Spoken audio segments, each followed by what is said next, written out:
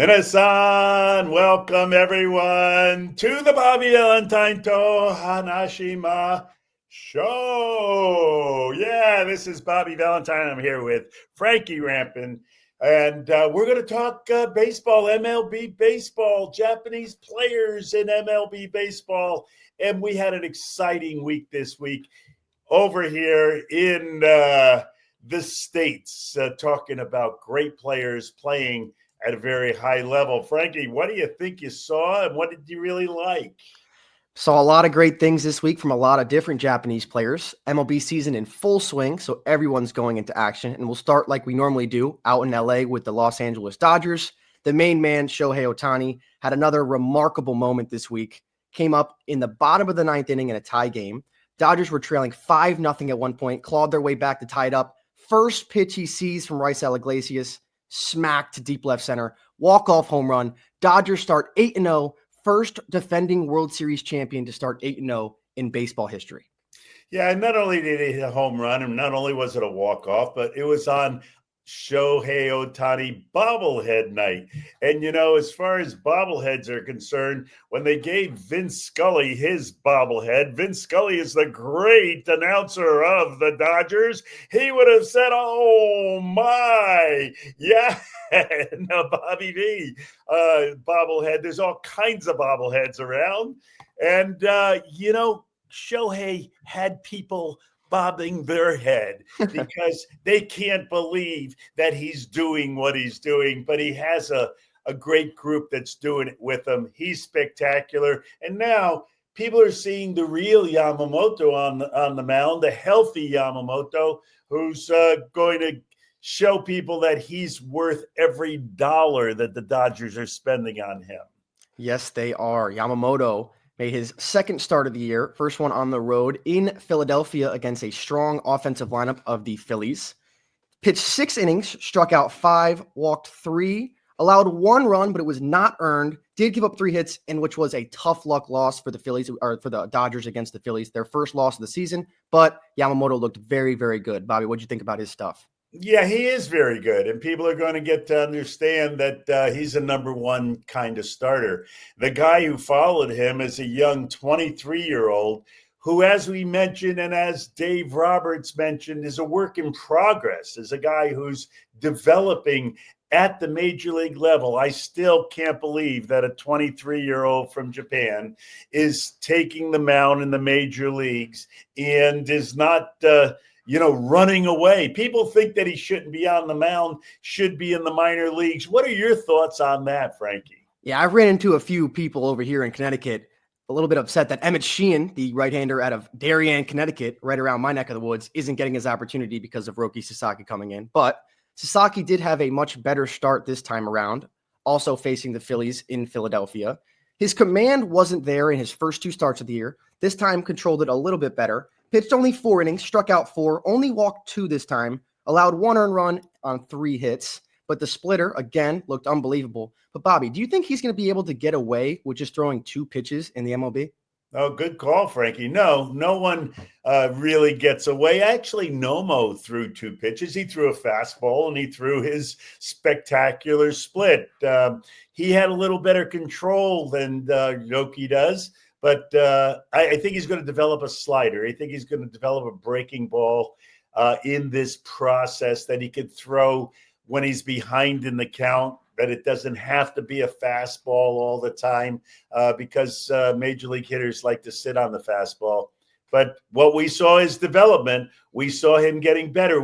Saw him getting used to the ball, which is a major thing early in the season because there's not much humidity in the air. And the ball is very slick compared to the Japanese ball, which has a little stickiness to it. So getting used to that feel is very important, as Yamamoto has. And as a guy in Baltimore has also a very good pitcher, Frankie, who now is making his mark with a very good team in the American League East. Yes, Tomo Sugano picked up his first career MLB win on Sunday, pitching 5 innings, 5 and a third, struck out 4, only 1 walk, allowed 1 earned run. That was a solo home run to Bobby Witt Jr., the phenom over in Kansas City. But Sugano getting some swing and miss here against Vinny Pasquantino looked great.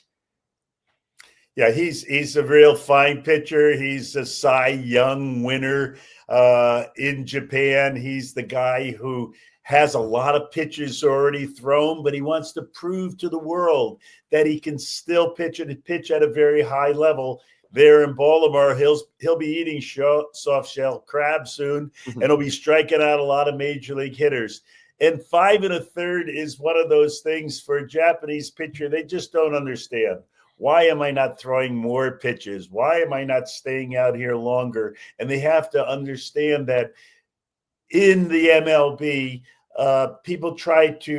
managers and organizations try to protect the starting pitcher. They try to make him not throw too many pitches, and too many is not really the word that computes or the idea that computes in a Japanese pitcher's mind, because they think they can throw more, which I'm sure they can, and I'm sure they will as the season goes on. Here early in the season, it's step by step. Take it slowly and take it one game at a time. Yeah, always got to build up those starting pitchers. Don't want to let them go too deep into games, and that's been ever more present as of recently in Major League Baseball. And Sugano is kind of the other end of the spectrum than Loki Sasaki. Loki Sasaki, the young 23-year-old, just trying to find his footing in America. Obviously, Sugano also trying to find his footing in America, but a seasoned veteran over in Japan, multiple Sawamura Award winner and MVP award winner over there. Yeah, he's a really good pitcher, and people will get to know him. No doubt about that. Interesting. When I was in Japan, I went to watch a spring training game that the Marines were playing, and the opposing pitcher pitched 8 1/3 innings in spring training. So just to show you that it's a different mentality that I understand, that some Americans need to understand, and that the Japanese fans have to understand, that it's not because they can't pitch longer. It's just because the organization and the manager wants to preserve the pitchers, whatever that means, in their arms, so that they can pitch late into the season. I do think it's pretty ironic that that's the main goal, saving your pitchers. Don't want to make them throw too much early in the season. But in this day and age, and recently in baseball history, pitchers are getting hurt more than they ever have been, it seems like. Yeah, they're getting hurt more because they're pitching less, but that's a story for another day. Because in the Midwest, where it's cold and it's not humid right now, and the wind blows in or the wind blows out at one of the great ballparks in America, there are a couple Japanese who are making their presence known in the windy city of Chicago. Yes, in the Windy City, the Chicago Cubs, led by Seiya Suzuki and Shota Imanaga, 2 Japanese stars. Seiya Suzuki is really heated up at the offensive position so far. They went out to Sacramento, actually, to play the first series against the A's there, and Seiya Suzuki went off, hitting 3 homers in the series. This one, over 135 meters, 179.9 kilometers per hour off the bat, absolutely launched. He had 4 consecutive multi-hit games. Seiya Suzuki's offensive prowess is back and better than ever. Yeah, he's healthy, swinging the bat the way he is known to have swung the bat when he was a star in Japan. The Cubs really appreciate him. He hits in the middle of the lineup. And when you mentioned the meters, I want the Japanese fans to understand, as the year goes on, we'll explain all of the analytics that are being used in the game of baseball today at the major league level. It's new to Japan, and it's being, I know, introduced in many of the ballparks, but not in the minor league ballparks, and not in the high school ballparks, where everything that is in the air, if the ball is in the air being thrown or being hit, it's measured on how fast it's going, how much it's spinning, the degrees that it's being trajected at, whether it's a pitch or a swing. And so you mentioned the meters, and you mentioned some of the metrics on his home run. Yeah, we'll get into that more as the season goes on, because the analytics really rule the roost today at the major league level. That's how people talk about hitters, whether he has velocity off the bat, whether he has the right trajectory on his pitches and on his swings. And it's a real interesting can of worms. But one of the things that's baffling people as far as metrics are concerned is how a guy who's a left-handed pitcher for Chicago is getting his fastball to go right by the hitters, and it's only 90 miles an hour, or only 144 kilometers only. Yeah, only. Good air quotes there. But Shota Imanaga, another dominant performance in the home opener at Wrigley Field, pitched 7 1/3 of 1-run baseball against the then undefeated San Diego Padres, handed them their first loss of the season, and Imanaga improved to 2-0 on the season. Struck out 4 and did not walk a batter, because that's what Imanaga does, locates that fastball.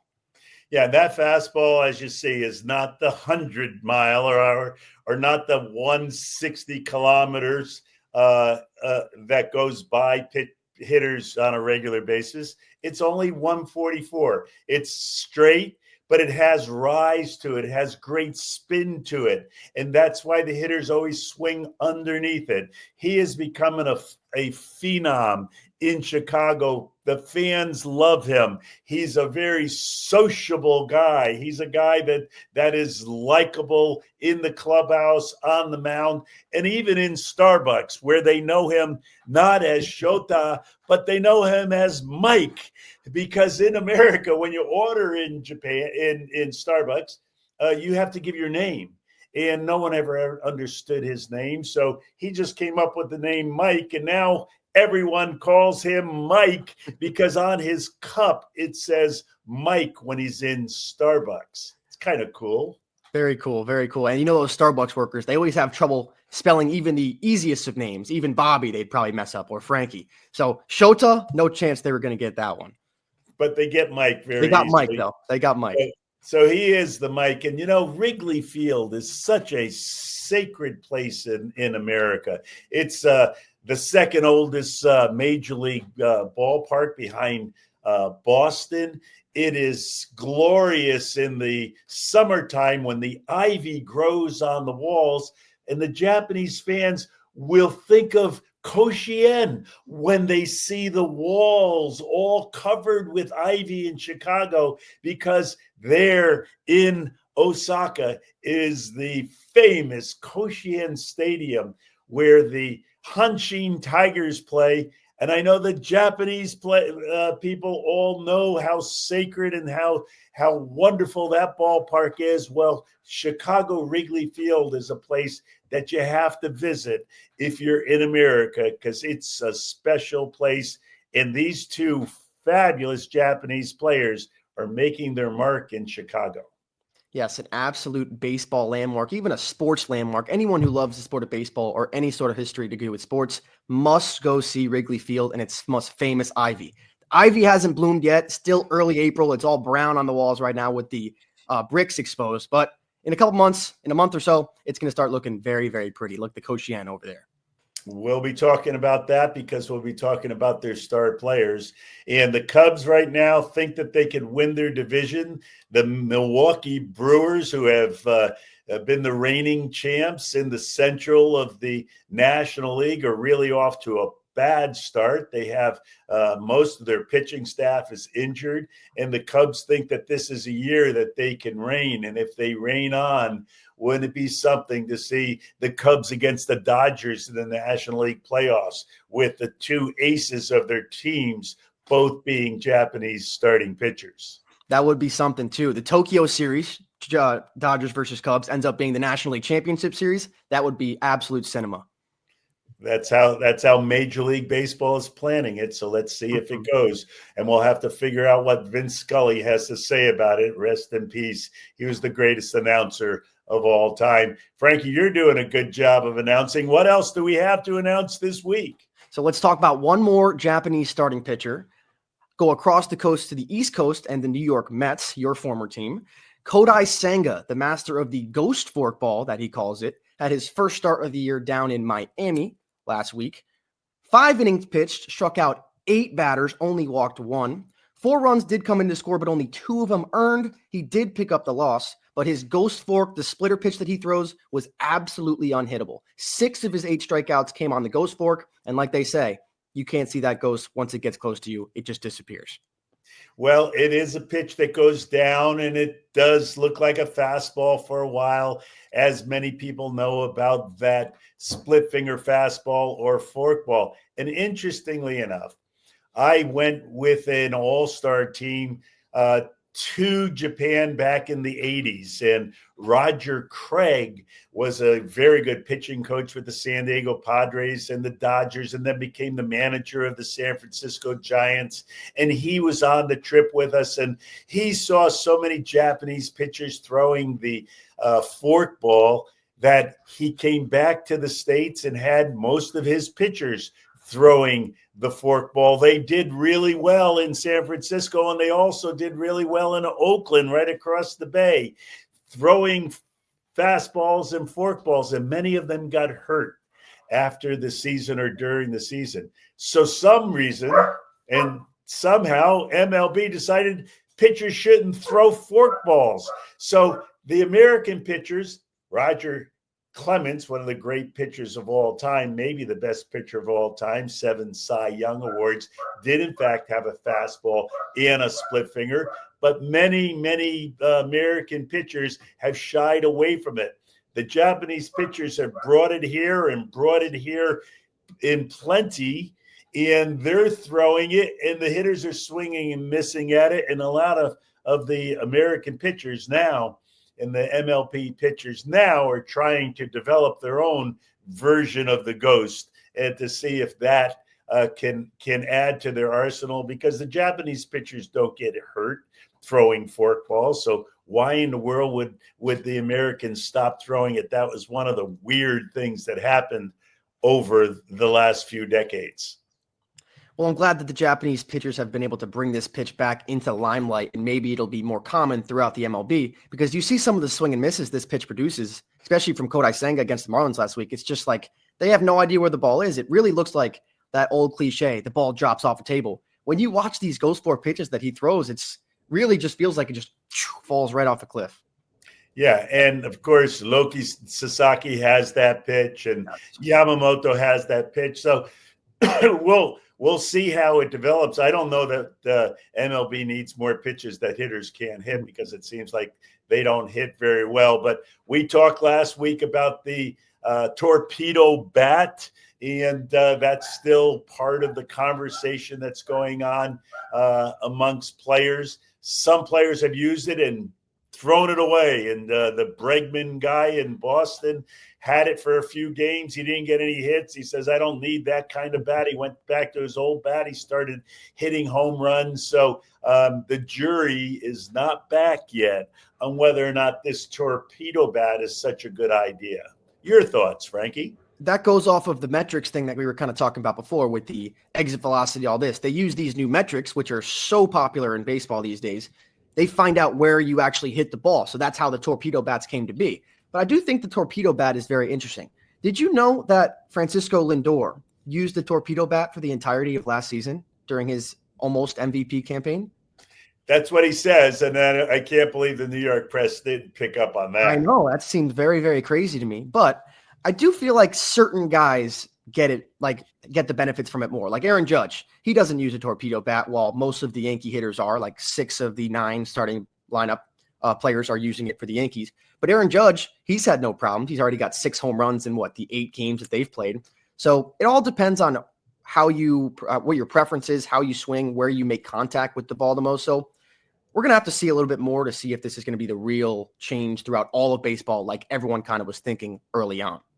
Yeah, I don't think it will be a change universally. And, the Yankees are hitting a lot of home runs. They're also striking out at a record pace using that torpedo bat. So we'll have to figure it out. I think it's going to develop a slower swing which is going to not hit the ball as far. I think it's going to make more contact, but that's also bad news because a lot of the contact that's going to be made is going to be weak contact and it's going to be outs. And if when you hit it off the end, it's really going to be a weak hit, and there's going to be more swings and misses when it's off the toward the end of the bat. So we'll see. Pete Tucci from Norwalk is one of the makers of that bat, the Tucci Lumber Company, and I hope it's a success for him. But I'm not sure that it's going to be the next coming of something great. I think it's going to come and then go as quickly as it came. Interesting. Yeah, we'll keep our eyes on that. See how that goes throughout the season. Well, yeah. Torpedo bats, new craze. See how that works out for everybody. Koshien, Wrigley Field, a lot of success from the Japanese players this week in Major League Baseball. We appreciate everyone tuning in. We want you to continue to tune in. And soon we will have a place where you can send your questions, and we will answer your questions on our YouTube channel here so that we get everything out that wants to be known from Major League Baseball. But until next time, this is Frankie Rampin right over there and Bobby Valentine right over here saying, Mata no Chihodo. We'll see you next time. Thank you very much. See ya.